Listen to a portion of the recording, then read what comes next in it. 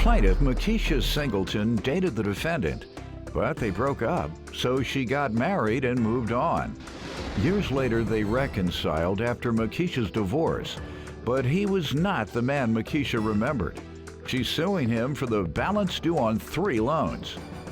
Defendant Sean Oliveira says his relationship with Makisha didn't work out because she lived a life of luxury, and he was just a regular Joe.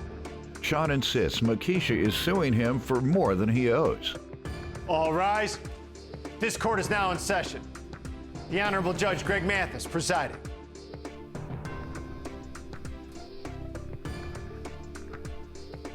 You may now be seated.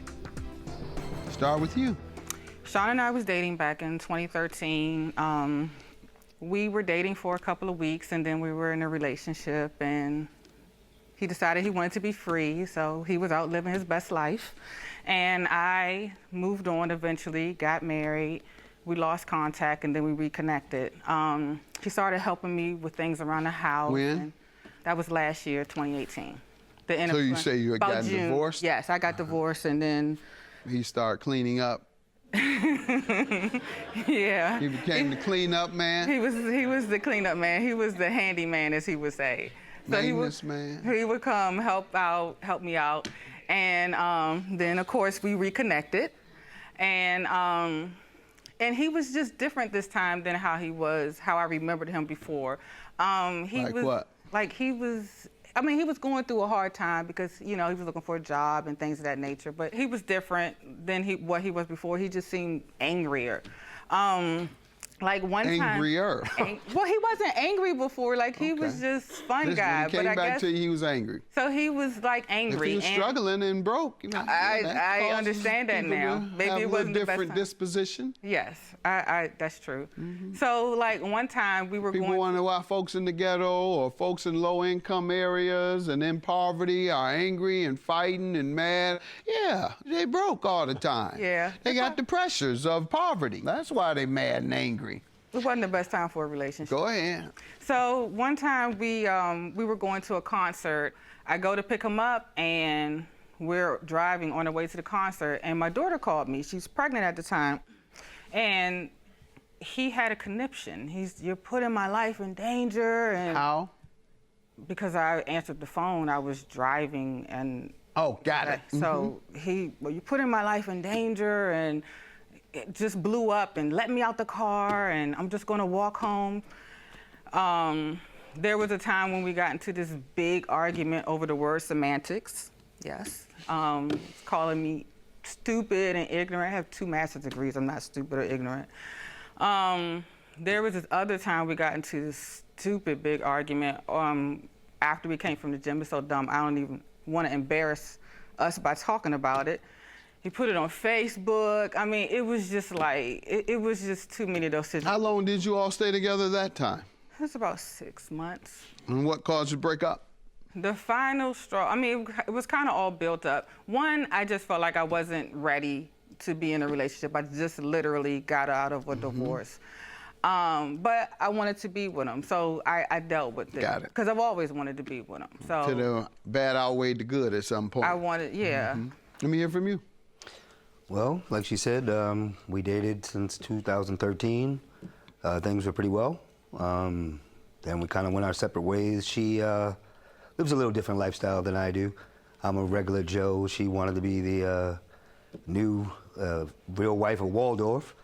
She's got what does that mean? She's got fancy taste, drives a Benz, lives in a luxury place, and likes good things. You didn't want to do that? Not mad at that. I was in a tough spot.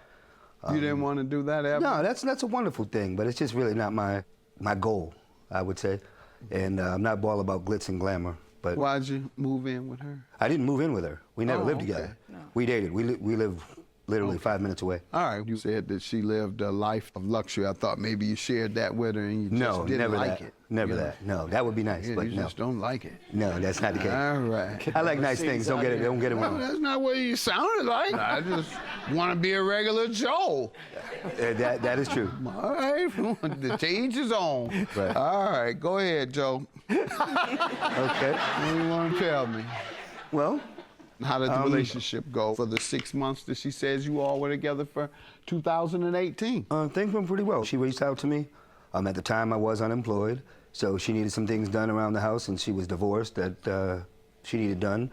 And I became the maintenance man, like she said, the handy guy, and things turned out, went from the maintenance guy to back in the bed. Mm-hmm. And things were good for 6 months, and then things kind of went awry.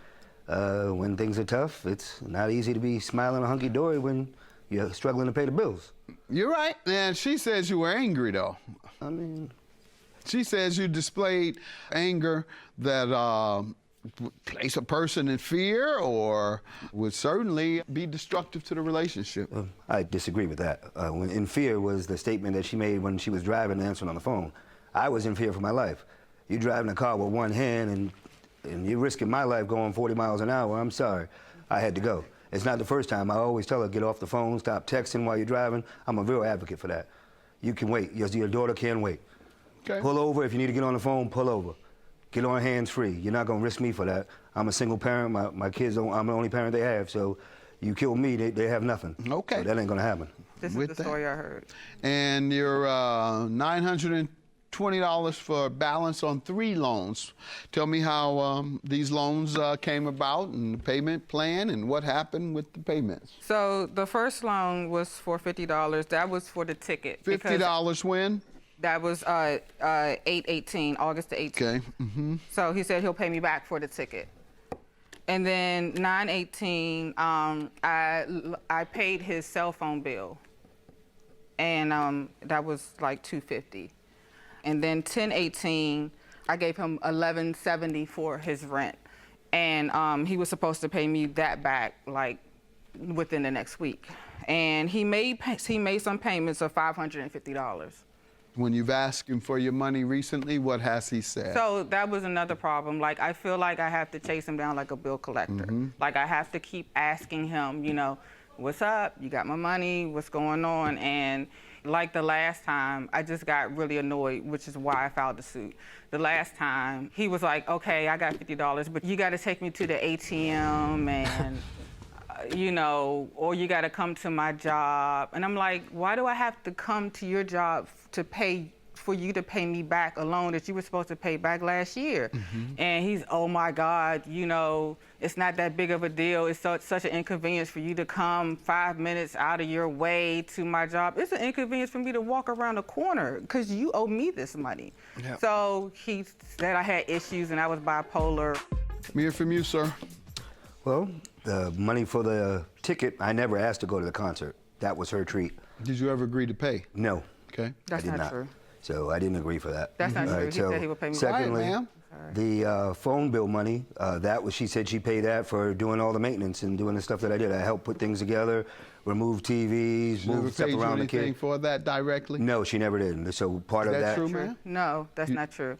When he initially did the payments, I paid him $100. I told him, I know that you're going through a hard time. For how much work? I mean, he didn't do a whole lot of things. He like put my kids' beds together. Put beds together, what else? That's really all I remember. That he put some beds together, and I think he tried to work on the dining room table, but we couldn't get that straight. I even gave him a bedroom set. You know, I told him he could sell it and see if he can make money, but I gave him $100 for it. And it's an apartment. It's not a lot to put together, but I needed help moving things around. I sold my couch. He helped me move that out. I gave him part of the proceeds for that. Okay. So I think I was very fair. Okay. And, sir, you say how much of it was attributed to your work at the house for her? That was the money for the cell phone. The $250? Yeah, it was $200. It wasn't $250, but the $11.70 wholeheartedly. She helped me with my rent before I was getting evicted, and I totally appreciate it. I was in a tough bind, and she helped me out, and I signed a promissory note. I totally agree. I owe her for that. Okay. So, not disputing that in any way, shape, or form, and was trying to make payments. And as she stated, the last straw was I was at work. She was outside to get the $50, and I was helping a customer, and I couldn't come outside. So she's like, I'm here. I said, come on in and get the $50. If you're so pressed for the money, come get the $50. And she decided, oh, it's too much work for me to come get $50. Well, if you want it, then come get it. So that's how that kind of went. When you said you wanted, come get it, that means you're kind of conceding to the debt. And you The said $50 earlier, that time, right? yes, You sir. said earlier you didn't tell her you'd pay her. So you've admitted to the $1170, and you were trying to pay the $50. You have anything regarding the $250 that might be insightful? The 250, Because he yes. denies that. Or The 200. I mean, it was a loan. He came to my house and wrote a note on my car in the middle of the night, Saying what? asking me to help him, please help him pay his phone. He was busy watching the game, so Okay. I'm not convinced that the 250. I understand You haven't proven that. it. Judgment for the plaintiff. Balance due on that $50 and $1170. Have a good day.